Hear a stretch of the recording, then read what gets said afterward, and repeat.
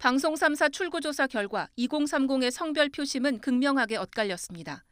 20대 남성에서는 윤 당선인이, 반대로 20대 여성에서는 이 후보가 60% 가까이 얻을 걸로 예상된 겁니다. 20대만큼은 아니지만 30대도 양상은 비슷했습니다. 30대 남성의 절반 이상이 윤 당선인으로, 반면 30대 여성은 절반 가까이가 이 후보로 쏠릴 걸로 예상됐습니다. 양당이 젠더 갈등을 10분 활용한 결과로 분석됩니다.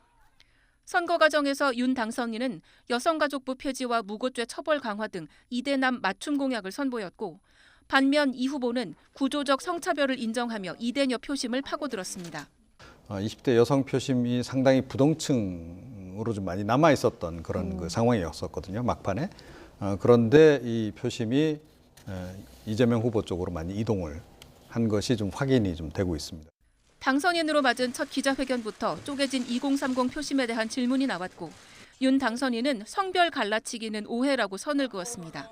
다만 양성평등을 위한 법과 제도가 어느 정도 갖춰진 만큼 개별적인 불공정 사안에 집중해야 한다는 의견은 거듭 강조했습니다.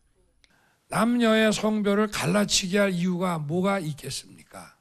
그런 거는 없으니까 오해하지 마시고, 오히려 저는 그렇게 하는 것이 여성을 더욱 안전하고 강력하게 보호할 수 있는 길이라고 저는 늘 생각해 왔습니다.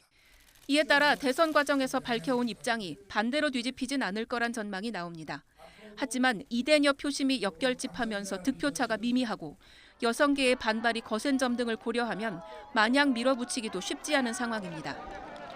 2030의 뚜렷한 성별 표심을 확인한 채 대선이 막을 내리면서 새 정부는 젠더 갈등 해소라는 무거운 과제를 안고 출범하게 됐습니다. YTN 구수본입니다.